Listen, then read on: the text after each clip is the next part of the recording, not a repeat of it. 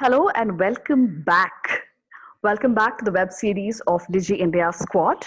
As you saw in our last episode, we had a blast with Monica. So this is M and M, that's Mansi and Monica for you.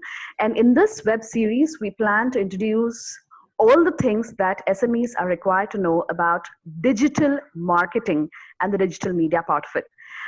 Today, Monica wants to take over. She hasn't told me what she has planned yet, but yes, over to you, Monica. Hey everyone. So I thought that I don't usually get an opportunity to quiz Mansi, and there are still so many hidden aspects of a career that I am curious about. And so I thought, why not use this opportunity and dig in? So, but on a more serious note, we are at a juncture, where a lot of people have lost their jobs, and people who have been working in a specific domain for years are now looking for opportunities they can switch to, that they can ramp up on quickly. There are humongous responsibilities on people, and obviously they want to get into positions where they can demand a reasonable sum of money in exchange for their work. So since both of us have made this transition in our career, and we have seen how we've experienced how easy or how hard it was to change our fields. I thought I'll ask Mansi about this, because she has made a transition from a career in journalism and media relations, and she to digital marketing and communication. And I just wanted to understand what was the trigger for her, and what were the pros and cons, how her experience in her previous domain helped her in ramping up quickly in digital marketing. So, Mansi, let's hear from you. Okay, firstly, sorry to hear that people are losing their jobs, and I think that really hits you. See, there's a difference between making a choice to change your career and making a choice to change your career because you're losing your job. So for me, I mean, it was like, you made a choice that I just moved. So how I changed my career is because I moved into corporate communications as my majors when I was studying my post graduation. I did my post graduation in Manipal, so that's how the transition happened. And I was already on the corporate communication side, the other side, which was mostly PR and media relations. So I was right there. Moving from there to digital was not tough because we all knew the technology was kicking in and it's going to be a major part of communication soon. So if you're not going to move to internet, we knew that your brand was a lost cause. It was very simple. So the transition happened probably in 2009 when I was an internal communications specialist. I had done PR, I had done media relations, and moved into internal communications for the company. At that time, somebody by named Arjun called me and said, "Are you looking for a change?" I'm like, "No, I'm not." And then he was like, "No, we're searching for somebody to handle corporate communications for a company that's into mobile advertising." I'm like, "Dude, I don't even know what mobile advertising is. Keep me out of this." So he was like, "Then that's the next big thing. You'll have to get in." So I said, Uh-huh. "Let's meet up. I'm not looking for a job, but let's meet up." And when we met up, that time he told me the company's name was M Khoj, which is today's InMobi. So Oh, that's okay. how, yeah. That's the interesting part. And when we met up, he's like, "Look, we're looking for somebody who's into corporate communications to handle the communications of the company. We want to start off with media relations and the like." So I'm like, "Listen, I don't know anything about mobile advertising." And he's like, "Don't worry. When you get on board, you will know."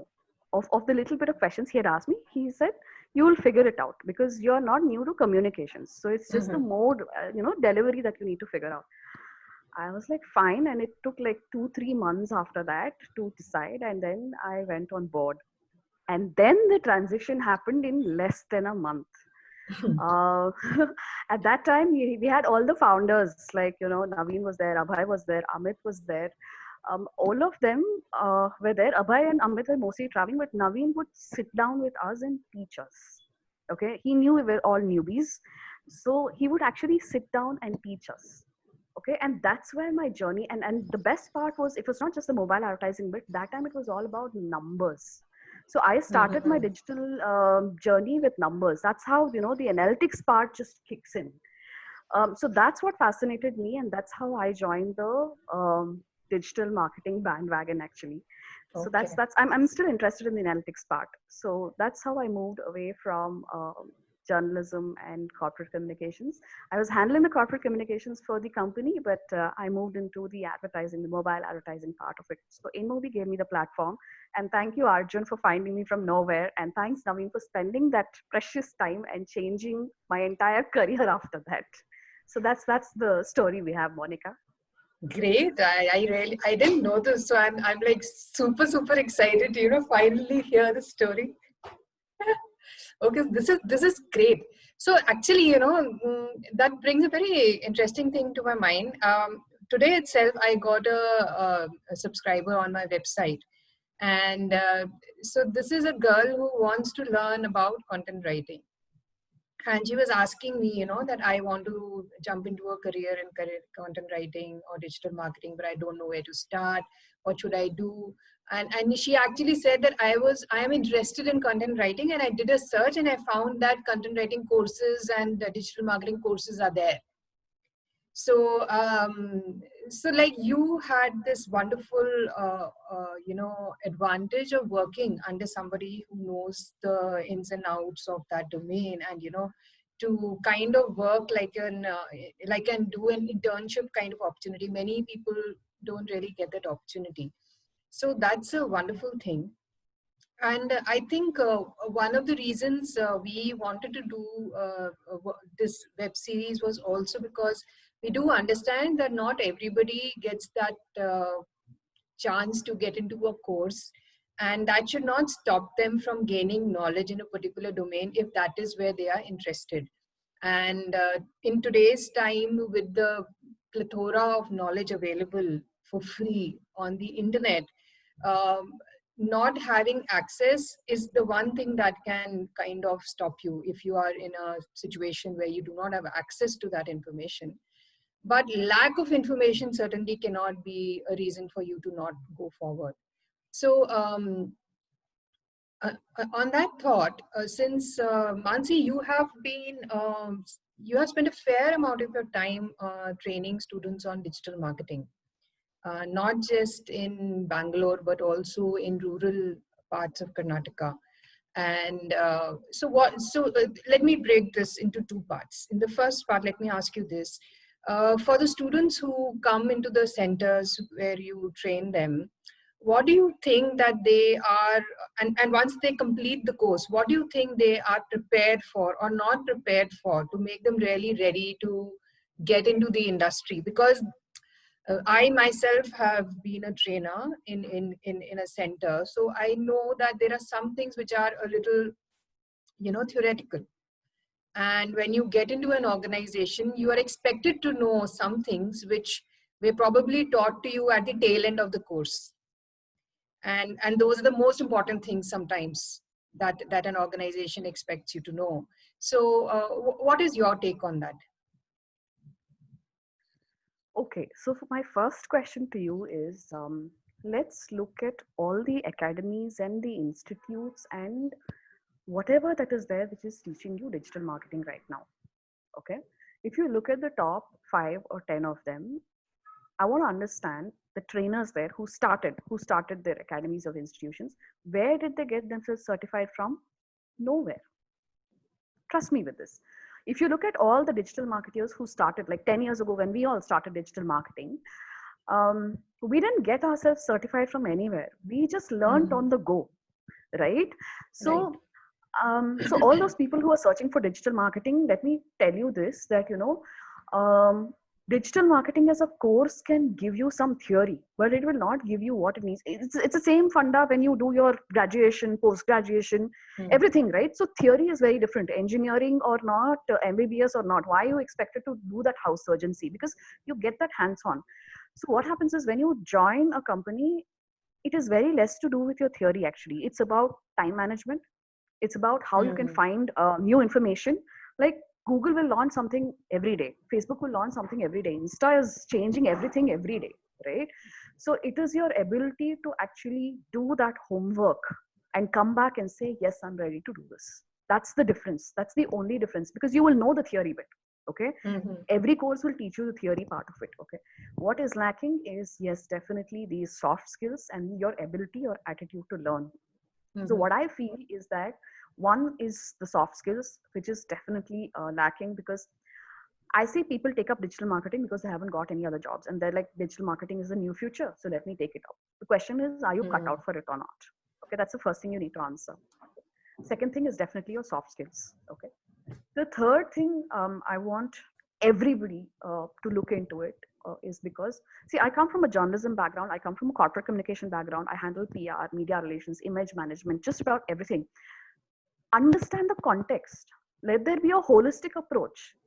Okay, when I say digital marketing and people come, they're like, ma'am, very good at PPC, ma'am, very good at SEO. Kya karoge? Like, technically you're good, yeah, but are you able to understand the context? Are you able to holistically understand what the company wants? Are you able to even follow what the company needs, the philosophy, the ethics of the company? So these are things that you need to look into. See, I can look at it because I have that background, but that context is missing in the digital marketing courses. That context is missing from people you're learning it from, because probably they don't come from that background. So unless you have that holistic approach, I'm so sorry to say, you can never gel in. Okay, you can't become a marketeer without knowing what is marketing. Just knowing digital marketing will not help. So I think these are three things that the students today lack in. And what I do is, see, the people who have come to me specifically saying that please mentor me, I have never taught them a word in my life. You can ask all my students, actually. I mean, some of them even run institutes today.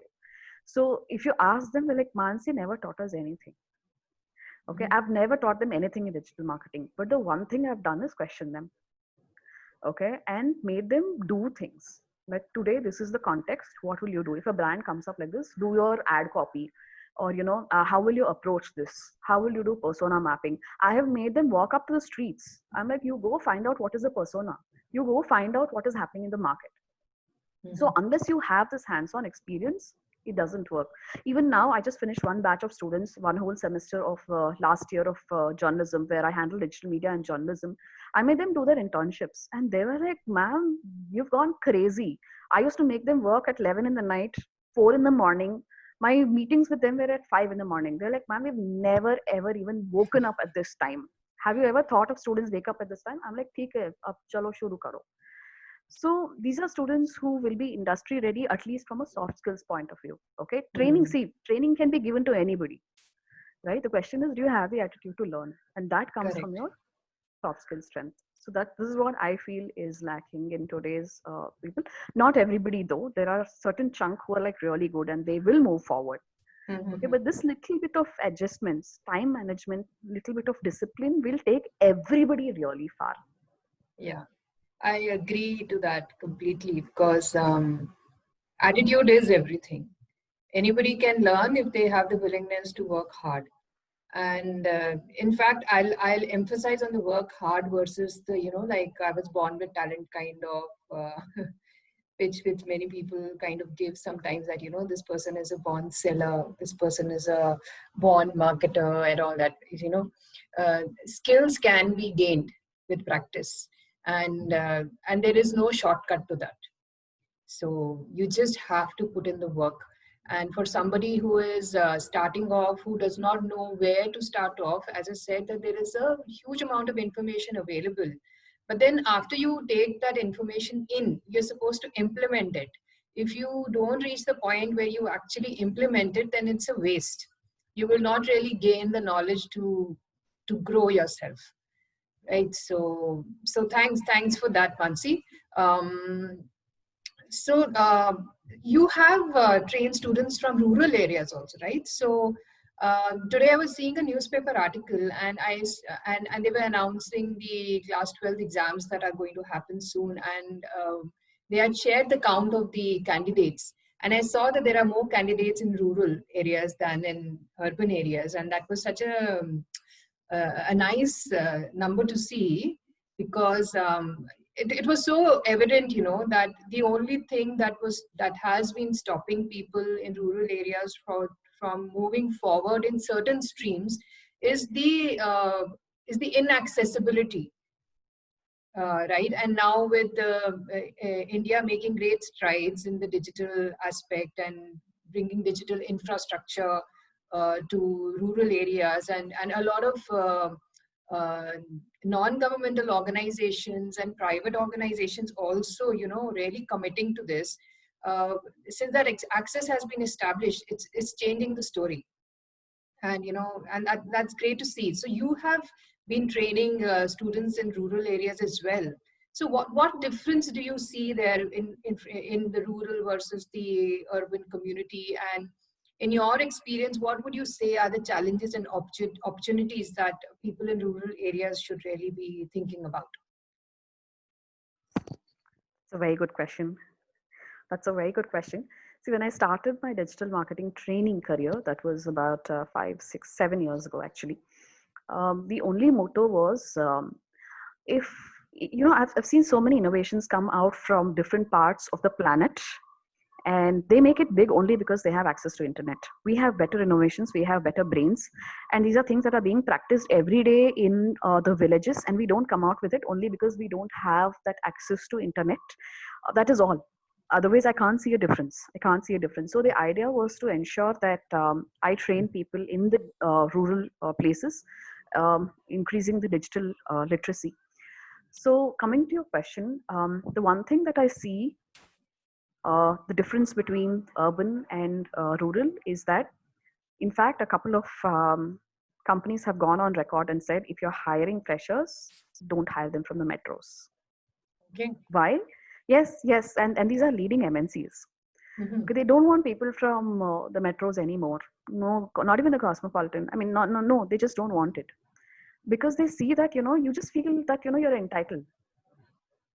Mm-hmm. Work for another 5 minutes. Are you paying me extra? So the attitude itself is wrong. Mm-hmm. I don't know why. Don't ask me why, because I don't know. Okay, somehow they find that the attitude itself is wrong and soft skills are definitely missing. So the big advantage that the rural kids have right now, as soon as they graduate, is that people are looking for talent like them.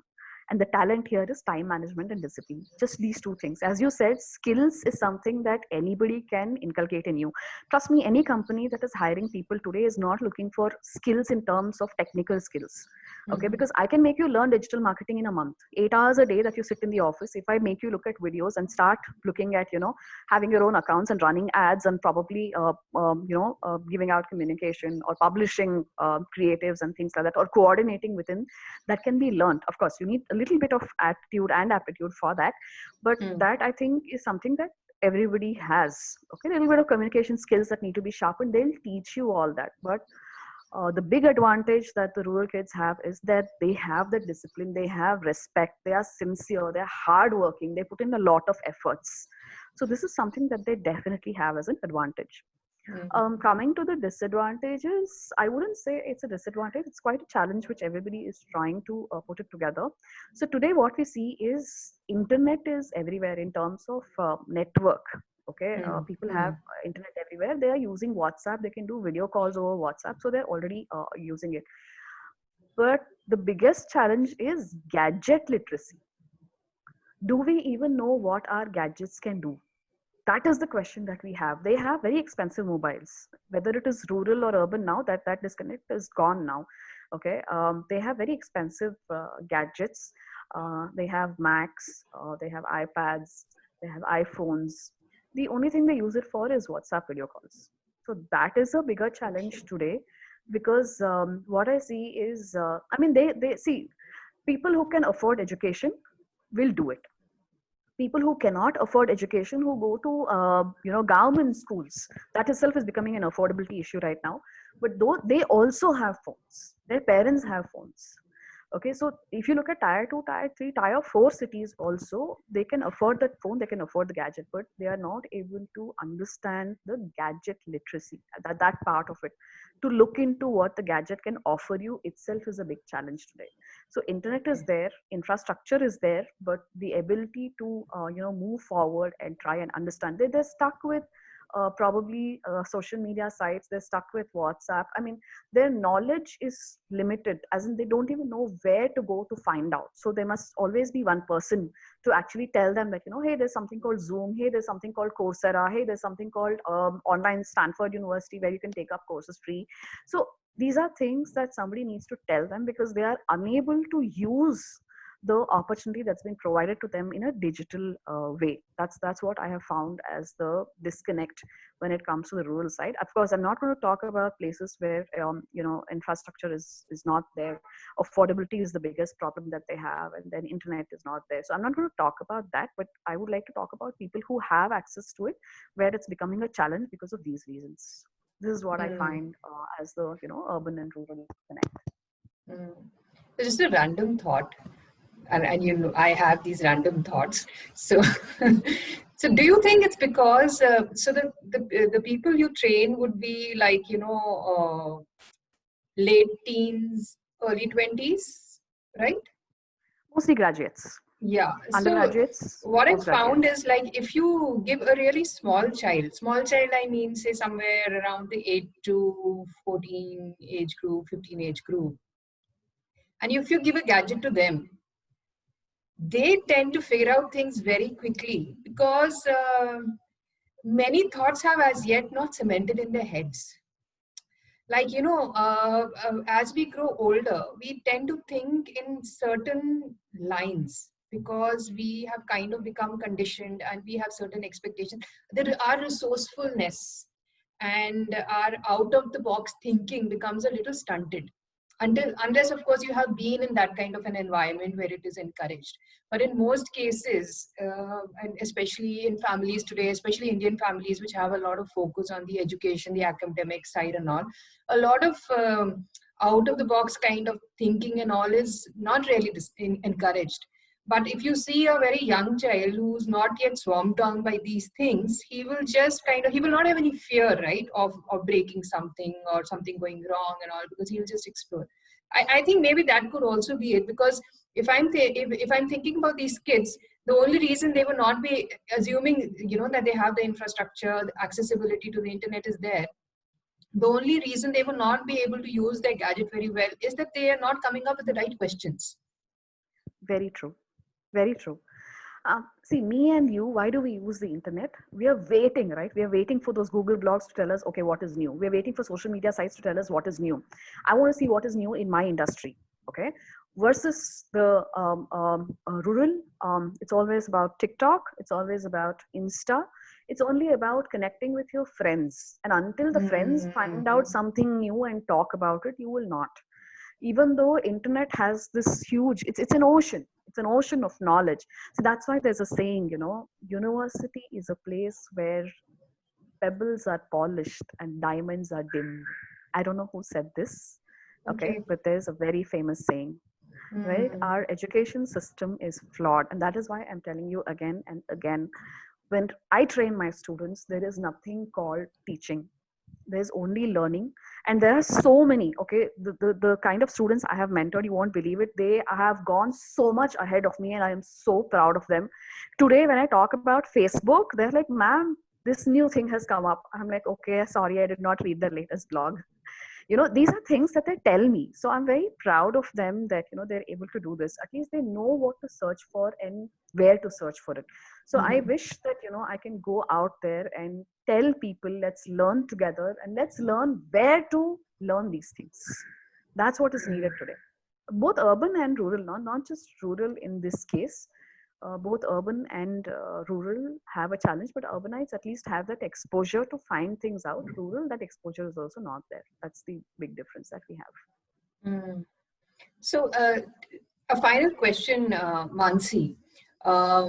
Just your thoughts on that. I'm not sure if there is a right and wrong to this. Also, in fact, a lot of I remember an incident where A friend of mine, her husband was returning from UAE, he'd lost his job. And because the digital marketing courses out there are just 3 month kind of courses, 3 months, 4 months kind of thing. So people kind of have a perception that, if they just ramp up on that in 3, 4 months, they'll be ready to kind of immediately start off on a job and start earning, maybe 5, 6 lakhs a year or something like that. And that hardly ever is the case, because any organization is going to look for the practical experience, and going through a course does not ready you for a number of questions, even at the interview stage, which only people who have done a lot of practical work can truly answer. So, what would you have any suggestions for people like that, people who are making the switch, on the kind of expectations they should have when they make this switch, and when you think that they should, whether they should have this kind of expectation in the first place? I mean, I think for any kind of domain, it's not a very realistic expectation, for one thing, I feel, um, which is what I advised that person. But somehow, because honestly, what I feel is, one, we are in the field, so maybe we hear it too often, because that happens, no? When you are looking at one thing, it just tends to appear more. But what I see is that digital marketing in India has actually been kind of sold like that. So what do you say to that? Indians can sell anything, Monica. You just have to give it to them. Marketing and the sales is awesome. It's only after sales that is the problem always. Yeah, true. Right? So I mean, see, digital marketing as the future was 10 years ago when we started. Abhi, it is probably the past, not even the present. Okay, so I want to say this once again. If you thought digital marketing is the future, it was the future 10 years ago. I don't even know if it is the present. It could be the past. That is what we're talking about today. Why? Why is because digital marketing has grown. It's no more just digital marketing right now. There are so many specialties in this. You need to start specializing in this. Okay. What a 3-month course can probably teach you is, yeah, there's Google, then there is social media, then there's something called SEO, then there's something called ORM, there's email marketing, affiliate marketing, and that's about it. I haven't seen courses go beyond this. Okay. So this is the first thing. Second thing, you should know how much the trainer knows, at least. Okay. And the trainer has an experience of 5 years before they can come and teach you.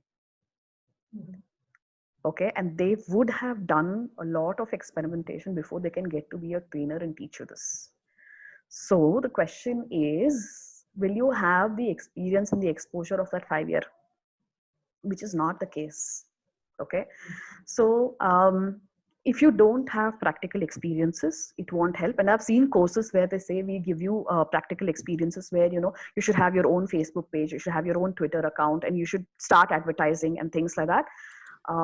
That doesn't really help in the actual scenario, because the challenges that you encounter when you actually get down to the field are very, very different. They might not even be related to the theory that you have learned. Okay, so what I want to tell is, those who are thinking that you will learn digital marketing today and 3 months later you will get a job and you will be like, that's not going to happen. That's not going to happen. That used to happen 5 years ago, no doubt, but today it's not going to happen. One is specialization, definitely.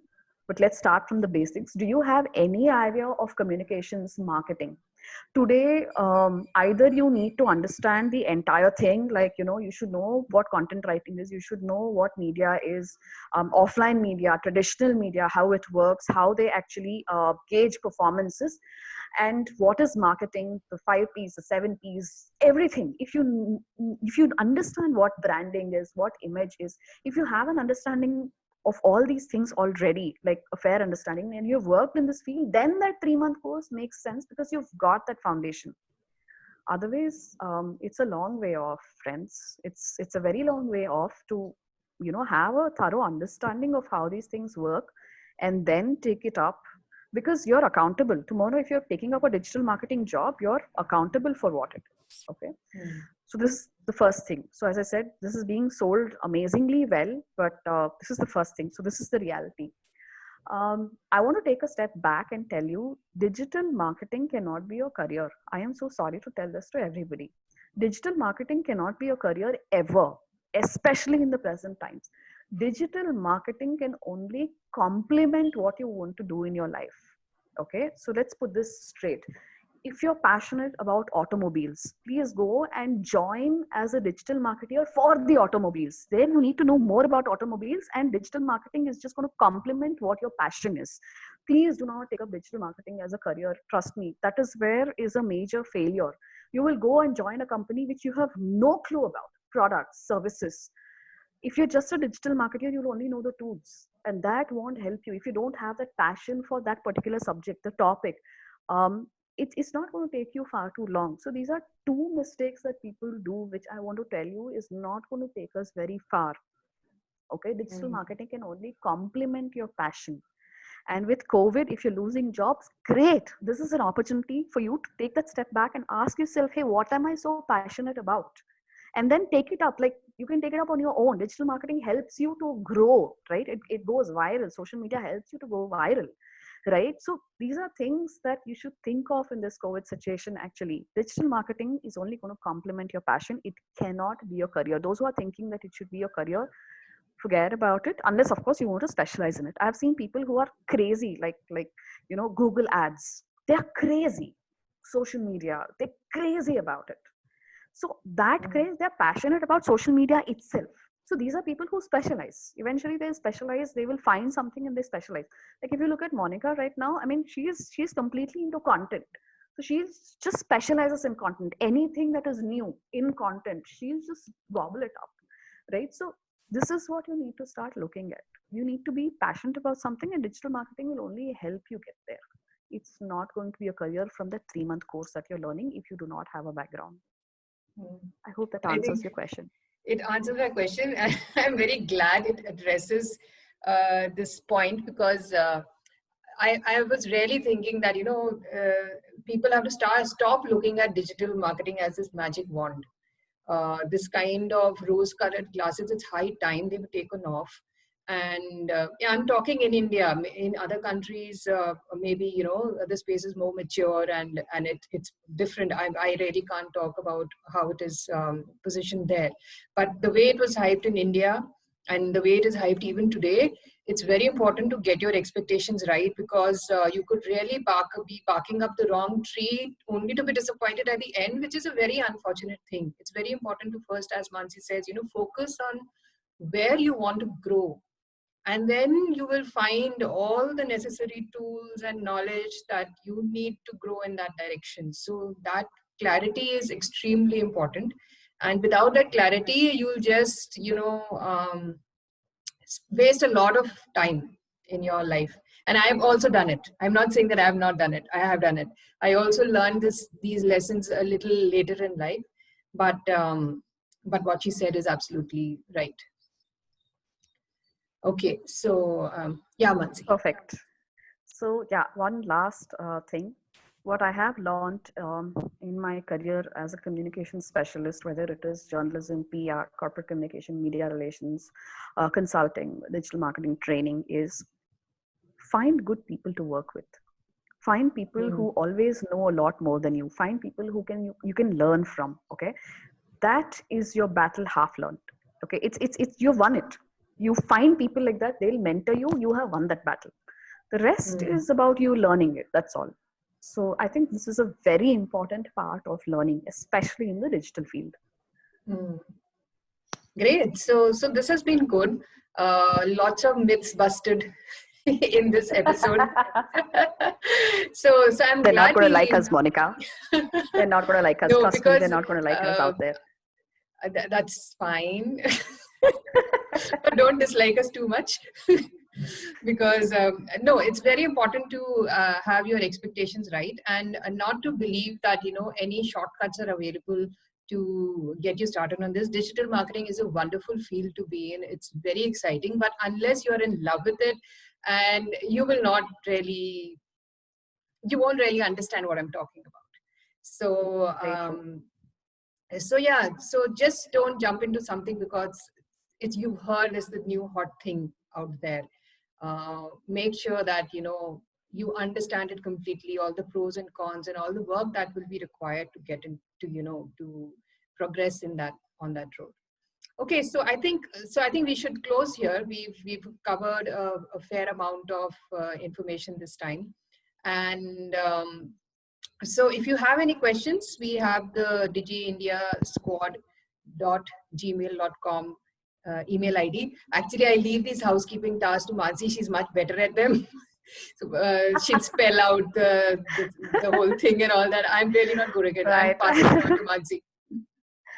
Okay, so all of you who are watching, we are hoping that you like this episode. And thanks, Monica, for those shocking questions, which I have very rarely spoken about. Okay, so I'm sure all of you who are watching have your questions, especially when we have said that digital marketing is not probably going to get you the job that you want, or how you should be treating digital marketing as a field itself, as your career itself. So when you have questions, all you have to do is get back to us on digiindiasquad@gmail.com. I'm going to repeat that. It is digiindiasquad@gmail.com. We are also available on Facebook, LinkedIn, Twitter, Instagram. You can also contact us there. This is just our second episode, so we're just getting started. And as you saw in our last episode, we're just getting started because I think after a very long time, we've been thinking we should get together and do something, but after a long time, we just got together and thought we should just share our opinion and ideas and views. So if you have more of it, as I said, please get in touch with us. We are happy to help you out. And you can wait for the next episode. And we have some really miraculous things that's going to happen in the next episode if Monica is not going to tell me what it is, just like today. Okay. Thanks for those questions, Monica. I think we'll wind up for the day. Yeah. All right. Thank you. Thanks All so right. much. Everyone have a great day ahead. Bye. Bye bye. See you and stay safe.